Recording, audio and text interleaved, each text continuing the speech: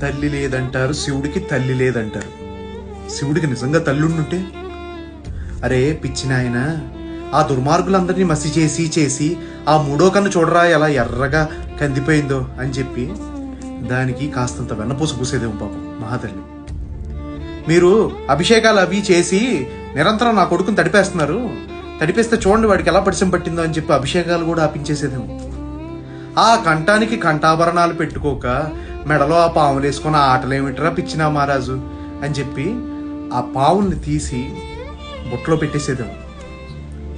ఒంటికి చల్లగా చంద్రం పూసుకోకుండా ఆ బూడిద ఎందుకురా నాయన అని ఆ బూడిది కూడా విభూది కూడా పోయినిచ్చేది కాదు.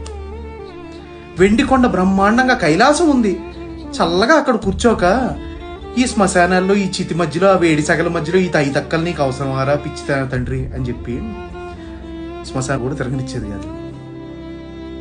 పాపం పిచ్చి మహారాజు తల్లి లేకపోయినా సరే ఆ అమ్మ అనే బొమ్మకు ప్రాణం పోసి మాతృత్వం అనే అమృతాన్ని మానవ జాతికి అందించి ఆయన మాత్రం తల్లి లేనివాడిగా అలా నిలబడిపోయాడు. పాపం తిన్నావా ఉన్నావా అని అడగడానికి అమ్మ లేకుండా ఎలా పుట్టాడో ఎక్కడ పెరిగాడో ఏంటో.